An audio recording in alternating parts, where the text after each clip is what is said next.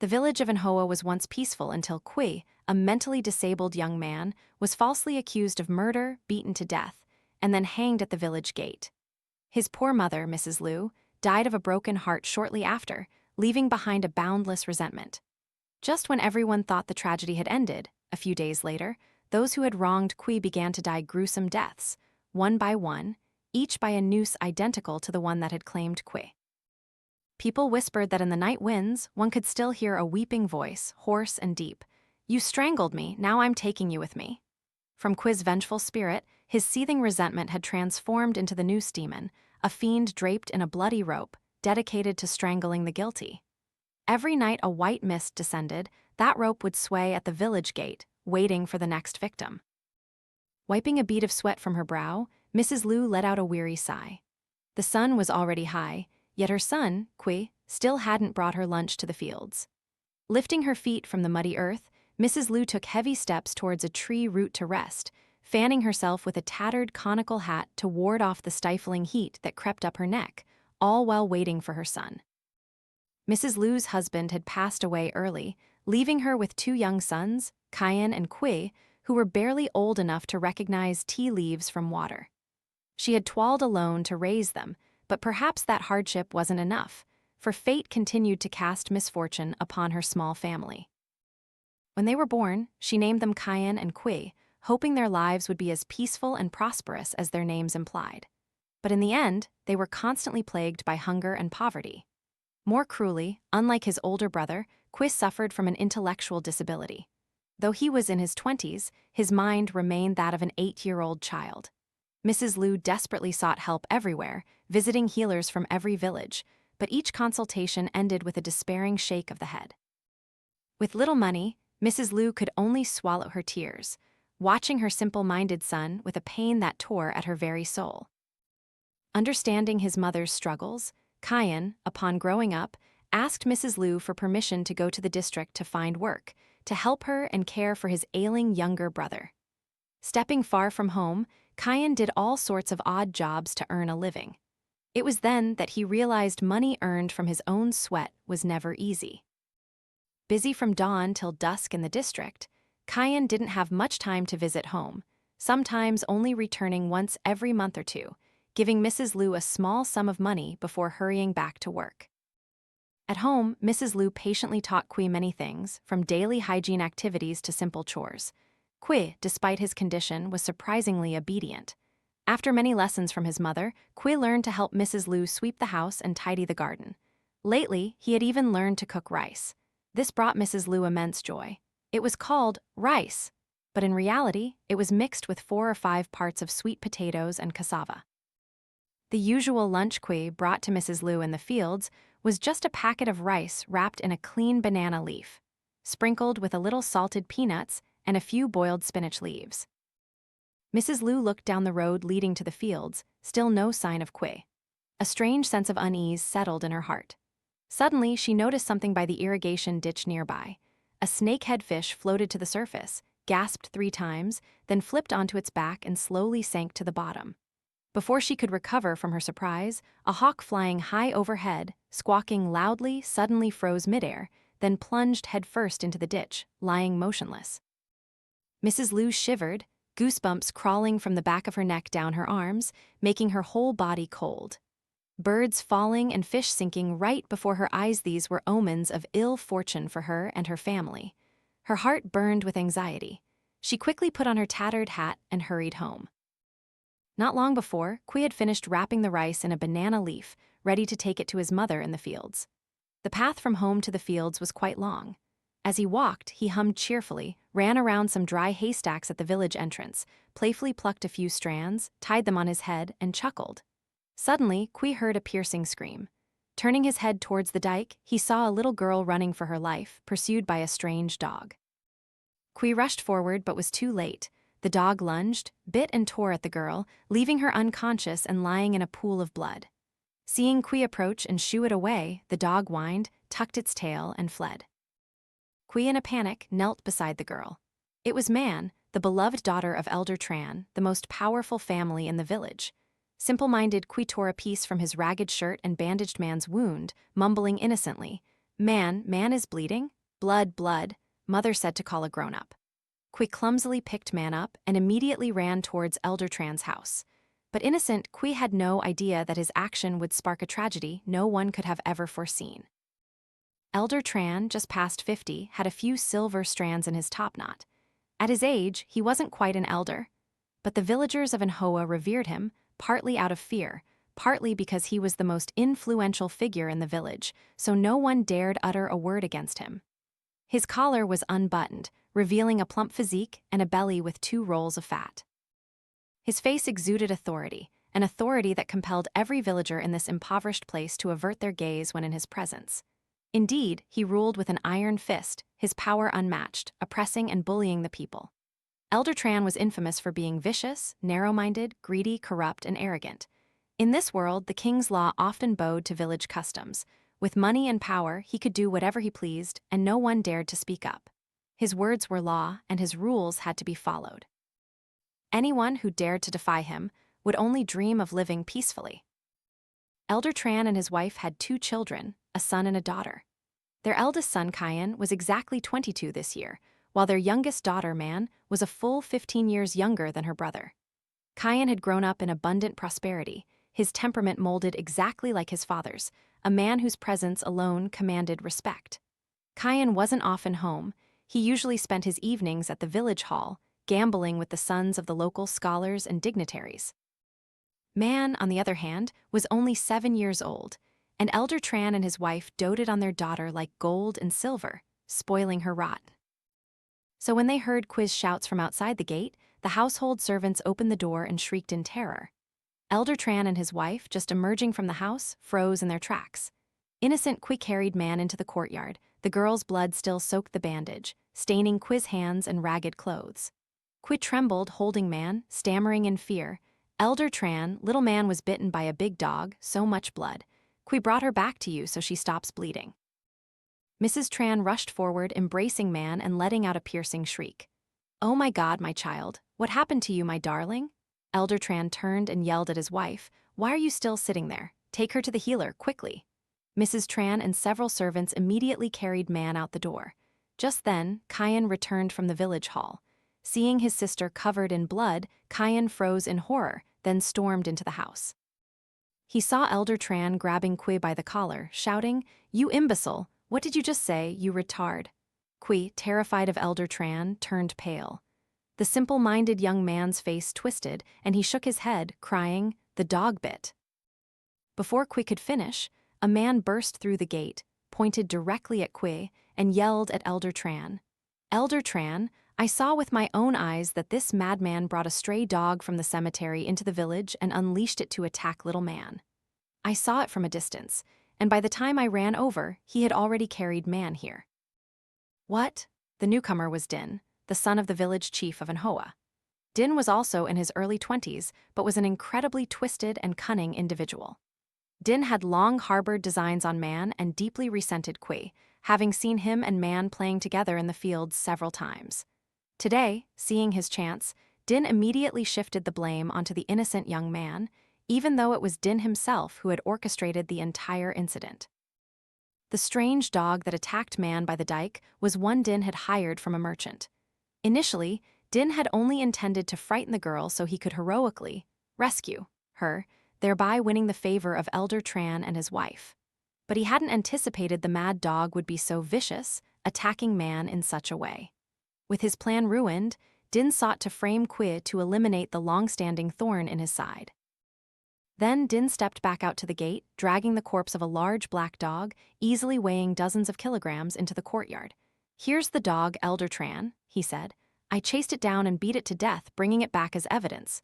Kyan, you see this too. This time, this madman has no way to deny his crime. Kui waved his hands and shook his head, tears and snot streaming down his face. No, Kui didn't unleash a dog. Kui doesn't know this dog. It's not true.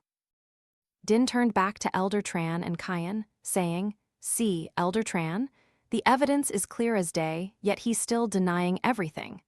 I told you before, these kinds of idiots should be chased out of the village. Now look, he's had a fit and harmed your daughter.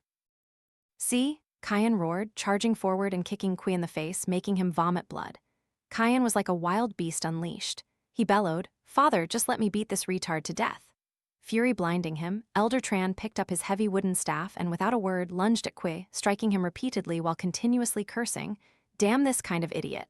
Today I'll give you a lesson you won't forget. My daughter is precious, a golden branch and jade leaf. How dare a filthy madman like you touch her? You're dead, boy, you're dead." Kayan and Din also joined in, beating Kui alongside Elder Tran. Kui suffered a brutal beating, crying out miserably and pitifully. A moment later, a servant returned, saying, "Excuse me, Elder Tran, it's about little man." Elder Tran stopped hitting Kui and roared, "What about my daughter? What did the healer say?" The servant hesitated. "Excuse me, Elder Tran, the healer said little man lost too much blood and was too frightened, so she's temporarily unconscious. The healer also said her head was injured, so they don't know when she'll wake up." Elder Tran was furious, chasing the servant away, then furiously resumed striking Kui with his hard ironwood staff. Din suddenly thought of something, stopping Elder Tran and Kayan, and whispered in the elder's ear, "Elder Tran, Kayan, beating him like this will just get your hands dirty and it won't look good to the public. This madman has done this to your daughter, I think?" Elder Tran nodded, looking at Kui with a ferocious gaze. "You're dead, you bastard. Your crime is unforgivable." Elder Tran tilted his chin, signaling to Kayan. Kayan nodded and immediately went to prepare something. It was midday, the sun scorching. Yet the villagers had gathered at the gate of An Hoa village. They struggled to restrain a woman who was screaming hoarsely, her throat raw. Mrs. Lieu, like a madwoman, cried until her tears ran dry, gazing at her son's lifeless body hanging from the village gate, and let out a shriek of indignation. Beside her, Elder Tran, his wife, Kayan, and Din, along with their household servants, stood behind them, showing not a shred of emotion. Elder Tran held his large staff, pointing it at Mrs. Lieu, and snarled, "Did your wretched mother give birth to this idiot to harm my daughter? Damn it, I'm telling you, I'll leave him hanging for 3 days and 3 nights. Anyone who dares to take this madman's body down, I'll chop you all into pieces. And you, if you don't get out of this village by the end of today, I'll tear your house down." Mrs. Lieu writhed on the ground, crawling to hug Elder Tran's legs, wailing, oh God, my son knows nothing. What did he do? Damn you, cruel officials, give me back my Kui." Elder Tran struck Mrs. Lieu with his staff and then kicked her away from his feet. "Get out, you wretch." Kayan and the servants aggressively stepped forward, menacingly threatening that anyone who dared approach would be beaten to a pulp. Elder Tran looked around and shouted, "And I'm telling you, you lowest of the low, starting next month, every household must pay 5 hao in dog tax. Anyone who refuses to pay, I'll dig up your ancestors." The villagers quickly helped Mrs. Lieu up, beginning to whisper amongst themselves. The matter of Kui's innocence was still unclear, and now there was this new dog tax. Traditionally, the people of An Hoa had to pay all sorts of unnamed taxes, and now even a dog tax appeared. Someone couldn't hold back and spoke up. "Why is this happening? Your daughter was unfortunately bitten by a dog, and now you're suddenly demanding a tax. We pay so many taxes every year, where will we get the money for this?"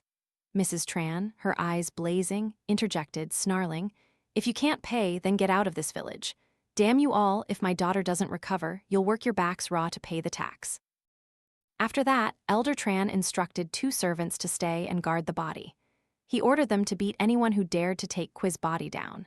Then, Elder Tran and his group turned and left, abandoning the angry villagers of An Hoa and Mrs. Liu's choked sobs at the village gate. Despite all the comforting, Mrs. Lieu wouldn't leave. Gradually, the crowd dispersed, leaving Mrs. Lieu staring blankly at Kui's body still hanging tragically. When the sun set, perhaps a sliver of humanity remained. The 2 servants took Mrs. Lieu home. Having sat all afternoon under the scorching sun, Mrs. Lieu had fainted, her breathing becoming shallow and ragged. Not daring to defy Elder Tran, the 2 servants laid Mrs. Lieu inside the house and immediately returned to guard the body at the village gate. The next day, the villagers discovered that Mrs. Lieu had also passed away at home. Perhaps overwhelmed by the unjust death of her son, her hatred had turned into an illness, and she followed her simple-minded son to the other side. The people of An Hoa both pitied Mrs. Liu's family and resented the cruelty of Elder Tran's household. But as common folk, the lowest of the low, they had no one to appeal to, only swallowing their hatred as the oppressive powers continued to exploit them.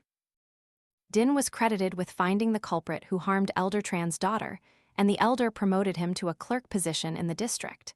Din had never felt so pleased.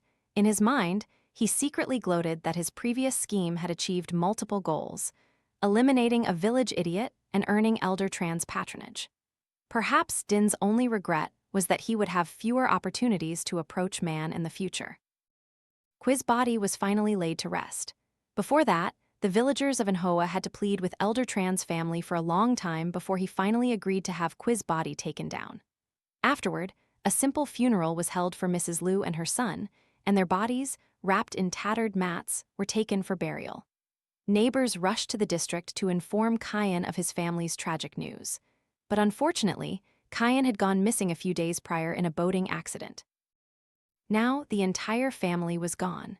Their thatched, dilapidated house, resembling a rat's nest, was now eerily deserted and somber. A scene of desolate mourning unfolded in that shabby house. A makeshift altar with 2 wooden memorial tablets for Qui and his mother was set up in the middle of the house by the villagers. Whenever people passed by, no one lingered to look inside. Not only was it because of the sorrow over the unjust deaths of Qui and his mother, but also because of the chilling, terrifying atmosphere of mourning that emanated from within the house, making one's hair stand on end. Yet, at that time, no one realized that after Qui's death, a series of strange and ghostly occurrences would befall those heartless individuals. A terrifying force was about to torment each of the guilty, turning them into restless souls denied existence in the mortal world. Damn those corrupt officials, they harmed people like that and heaven didn't strike them down. Damn their whole family. Qui, though simple, never caused trouble or harmed anyone. I don't know how they accused him and hanged him from the banyan tree like that, and then his mother followed suit. I hope Mrs. Lieu and her son, in death as in life, returned to strangle those savages. How wretched. Oh dear, they're all in cahoots, gentlemen. From the top to the bottom of this village, if they hate someone, that person can't survive. It's only us common folk who suffer. These were a few whispered words among the villagers of An Hoa as they worked in the fields after Qui and Mrs. Lieu's deaths. Of course, they only dared to whisper these things to each other. If it reached Elder Tran's ears, they'd be in serious trouble. However, as some villagers walked and talked, a shadow swiftly passed by, unintentionally overhearing their conversation. A few days after being attacked by the strange dog, man's health continued to worsen. The girl remained in a coma, showing no signs of waking. The most skilled healers Elder Tran's family summoned from the district were also ineffective. Man's wounds were not merely normal bleeding. The scratches and bites from the strange dog had festered, swelling and turning a sickly yellow with pus, emitting a foul, nauseating odor. Man's entire body burned with fever, slowly fading until she breathed her last. A large crowd attended the girl's funeral. People came partly out of pity for young man, partly out of fear of Elder Tran's family. After arranging his daughter's funeral, Elder Tran immediately went to Mrs. Lieu's former house, instructing Kian and the servants to burn it down. His grief over losing his daughter was still unappeased. Cruel Mrs. Tran even ordered someone to dig up Qui's grave, douse it with dog blood, and throw rotten eggs at it, calling it a proper burial, though Qui's plot was merely a shallow hole. Like his mother, Qui's body had only been hastily wrapped in a tattered mat by the villagers and buried with heavy hearts. After venting their anger, Elder Tran and his wife didn't even bother to fill in the grave, leaving the burial pit exposed, emanating the pungent smell of decomposing flesh. When Elder Tran's household had all left, a lone figure suddenly approached and gazed into the open grave, a complex expression on their face. A few days after man's funeral, Elder Tran sat grandly on his ironwood bench, packing his pipe with tobacco and taking a deep drag. The smoke drifted into the air, and he let out a satisfied sigh after days of worrying about his daughter's funeral. Suddenly, Elder Tran flinched, looking towards the eaves of his house. There, a noose was swaying as if someone had just touched it. He rubbed his eyes, and when he focused again, Qui's face was pressed close to his. The skin on Qui's face was pale and swollen, bruised from pooled blood. Qui's eyes rolled up, revealing only whites, then suddenly rolled down, staring intently at Elder Tran. Qui's tongue protruded, hanging to one side, revealing dark, festering marks amidst the white, spine-chilling papillae. The entire face reeked, and buzzing maggots swarmed around it, laying eggs on the dead man's head. Elder Tran shrieked and fell backward onto the ironwood bench. The servants inside heard his cry and rushed in. Elder Tran gasped for breath, pointing fearfully towards the eaves. "You all, quit, why is he hanging outside my house?" The servants looked out, but of course, there was nothing where Elder Tran pointed. Though they found it inexplicable, the servants all felt shivers run down their spines. They knew that Elder Tran himself was the one who had hanged Qui, and some even dared to imagine Qui's ghost returning to claim Elder Tran's life. After the servants confirmed that Elder Tran must have missing, he clutched his chest, swallowed hard, and asked, "What's going on in the village this morning? Why are those commoners so agitated? Are they planning to rebel against me?" A servant hesitated to answer. "Excuse me, Elder Tran, I only dare to speak if you permit me." Elder Tran frowned. "Why wouldn't you dare to speak?"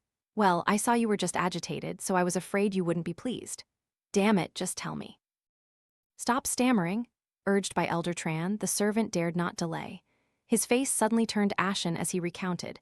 Yes, Elder Tran, the other day, young Kyan and we dug up Qui's grave and poured dog's blood and rotten eggs into it.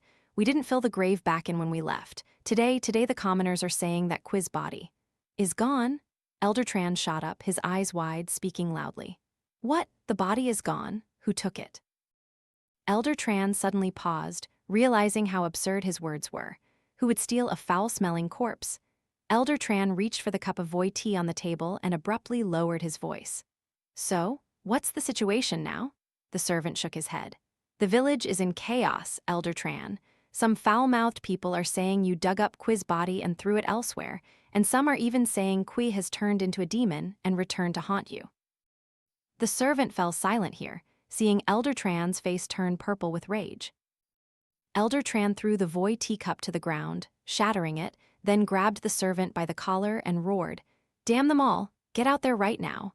Anyone who speaks nonsense like that, make them eat their words. Make them crooked-mouthed for me." Seeing Elder Tran's furious demeanor, the servant's face also paled, and he rushed out of the house. Mrs. Tran, hearing the sound of the shattered cup, also shuffled out of her room, her eyes still brimming with tears over her daughter's death, muttering, "Damn these lowly commoners. Why don't they all just die? What's the point of these starving, filthy wretches living, only to harm my daughter?" Since Man's funeral, Mrs. Tran had repeated that curse so often that Elder Tran was sick of hearing it. Elder Tran sighed, turning to his wife and asking, "Have you offered incense at Man's altar yet, or are you just sitting here? And where's Kyan? He hasn't shown his face at home since last night. How can he still be wandering around outside when his sister just died?" Mrs. Tran, heartbroken, didn't bother to reply. She knew Kyan was likely engrossed in gambling at the village hall. For him, a winning hand of cards was more enticing than any other pleasure. Family could wait, mourners could wait. The 120 black and red cards held a magic that captivated the mind of a gambler. Even blood relations had to come second to the exhilaration of playing cards and earning praise. Kyan patted his empty pockets, his face twisted in frustration as he had lost all his silver. He stood up and left the gambling den, grumbling, as the night deepened into the third watch. The dirt path leading from the village hall to his house was eerily desolate tonight. He often encountered frog hunters returning late, but tonight, not a soul was in sight. A hazy moon cast dim shadows over the shabby houses, revealing desolate, skeletal figures. The wind whistled through the thatched roofs, occasionally scraping against the bamboo screens, producing a chilling, grating sound. Kyan suddenly shivered. A strange sensation arose within him, as if something hidden in the darkness was watching every step of the gambling addict. The hazy moon abruptly disappeared behind a dark cloud, plunging the space below into complete silence. Kyan already had a torch ready. He tried to follow the flickering light of the flame to find his way home. A light, white mist descended upon An Hoa village unusually in the dead of night. Whether it was his imagination or not, Kyan felt an extreme strangeness when he realized the path from the village hall to home seemed incredibly long tonight, with the unsettling sound of geckos clicking their tongues in the dark. Walking quickly, Kyan suddenly froze, seeing a figure in front of him. He secretly rejoiced, thinking he had met another traveler. But just a moment later, the young man's entire body trembled, a chilling sensation quickly spreading through him, from the back of his neck down to his toes. Shining the torch closer, Kyan turned pale, trembling with fright, for it was none other than Qui, the one his family and Din had beaten and then hanged to death.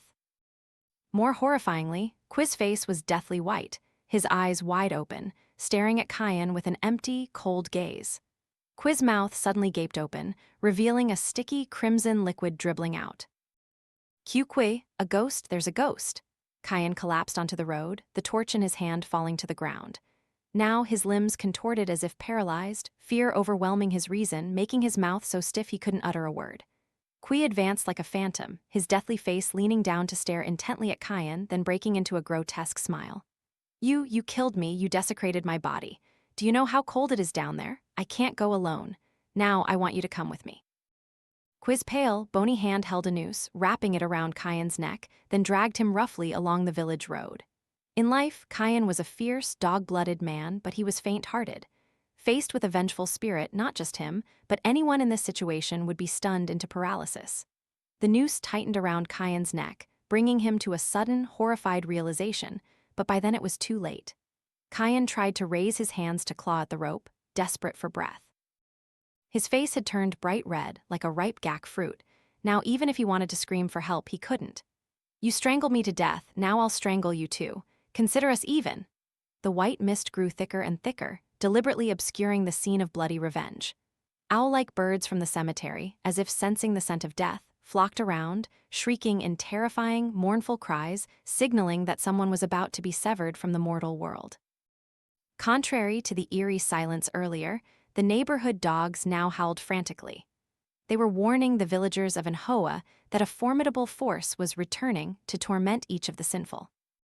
The next morning, the roosters crowed loudly. The usual sounds of jovial laughter and chatter from the villagers of An Hoa heading to the fields were replaced by chaotic, frightened shouts from outside. For a body was discovered hanging from the village gate, and it was none other than Kian, Elder Tran's precious son. Mrs. Tran's anguished cries of pain echoed as she saw her son's lifeless body dangling from the village gate. The servants quickly picked beetle leaves to rub on her head. Tears couldn't escape, choked by her grief. Mrs. Tran writhed on the dusty ground like a filthy beggar. Elder Tran had collapsed, his heavy wooden staff no longer able to support his body. That staff had been with him for nearly 20 years, witnessing only others kneeling at his feet, never imagining a day when his authority and power would be brought down by grief. What was happening to his family? Man's funeral was barely over, and now his son had also left him and his wife for the realm of death. Elder Tran stared blankly upwards. Kian's eyes, dead, had not yet closed, his expression utterly horrifying as if he had encountered something truly dreadful before he died. Elder Tran forced himself to stand up, looking around and shouting, "Who was it? Who killed my son?" The villagers of An Hoa looked at each other in fear. Although they knew no one in the village liked that gambler, to commit murder was something no ordinary villager, as insignificant as an ant, would dare to do. And even if they knew, they would remain silent. For too long, Elder Tran and his son had oppressed the poor. Kian's death might even bring the villagers a secret joy. Faced with the blank, bewildered shakes of the villagers' heads, Elder Tran trembled with rage. He didn't know whom to blame. Kian, accustomed to gambling, often returned late at night. Who would have thought he would be found tragically hanged today?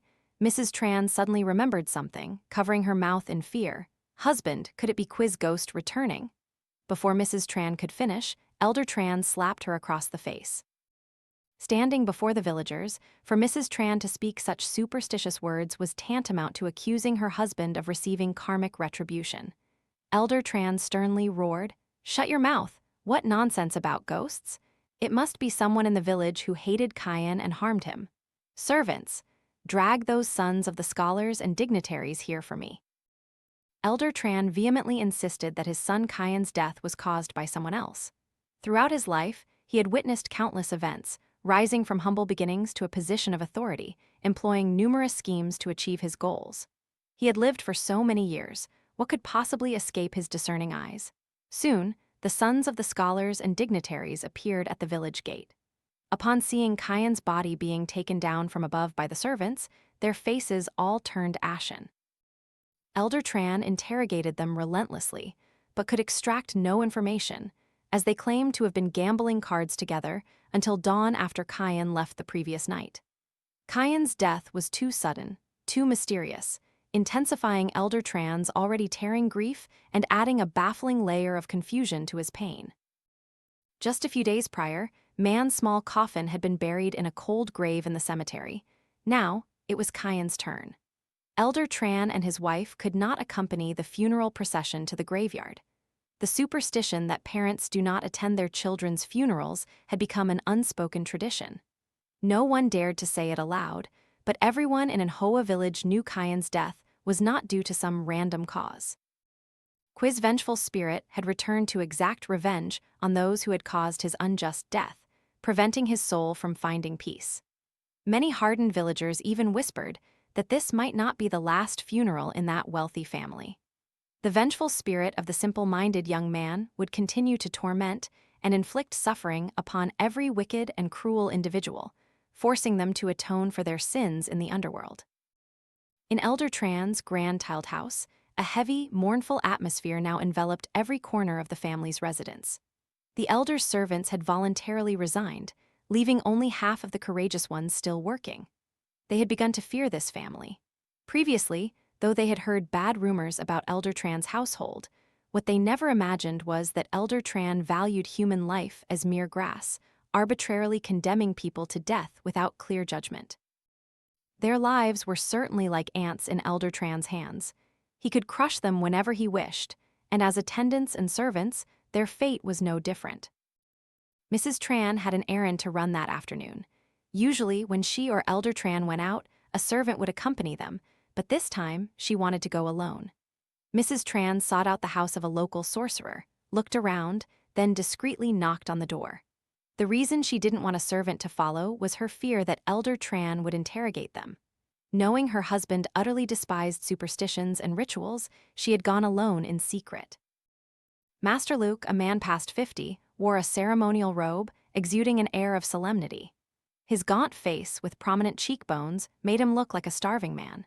He had 2 rows of catfish-like whiskers above his lip and a scraggly beard beneath his chin, giving him an unappealing appearance.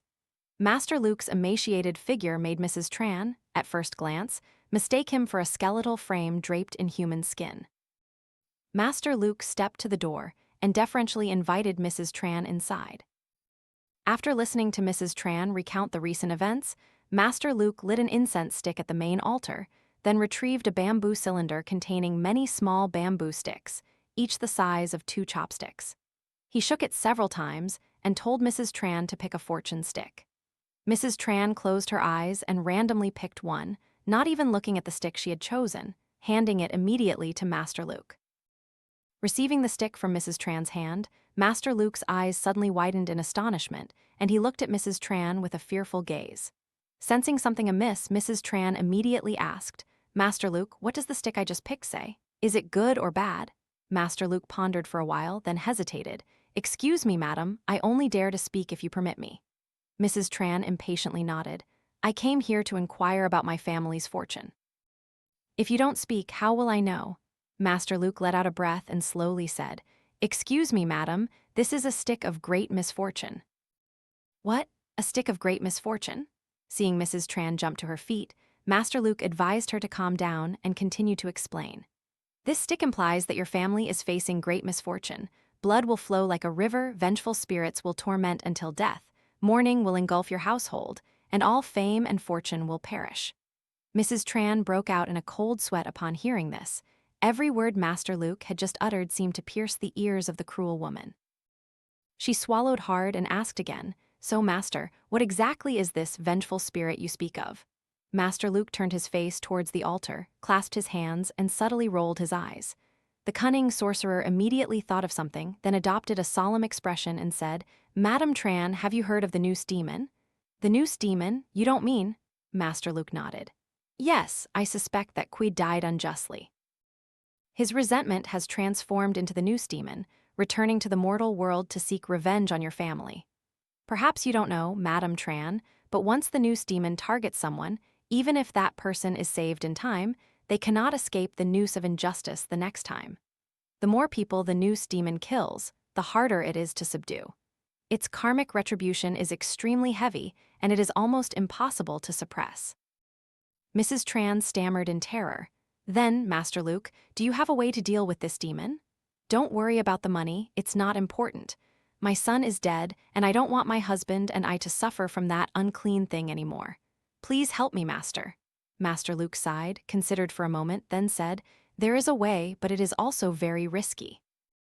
Mrs. Tran immediately took out a cloth pouch, inside of which metal clinked, and slipped it into Master Luke's robe pocket, softly pleading, "Please, Master, I entrust everything to you." Seeing that the fish had taken the bait, Master Luke subtly curved his lips into a slight smile. He asked, "Madam Tran, do you remember the rope that was used to hang Qui? Where is it now?" Mrs. Tran paused. "That. The other day, the commoners knelt before my husband, Elder Tran, asking to take Qui's body down for burial. I don't know where they threw the rope." Master Luke shook his head, his expression suddenly changing rapidly. "Then that won't do. They probably didn't know how to properly dispose of that rope of injustice, so it has transformed into the Noose Demon. A noose is the object that accumulates the heaviest resentment of someone who has been hanged. If discovered, it must be immediately sealed with talismans or burned to ashes. However, the key here is to keep the rope of injustice far from the corpse, because it carries immense vengeful energy, and being near the vengeful spirit, it will become a potent weapon for the Noose Demon." At this, Mrs. Tran was trembling with fear. She urgently asked, "Well then, Master, what do you plan to do? Do you have any charms or spells to help us against this demon?"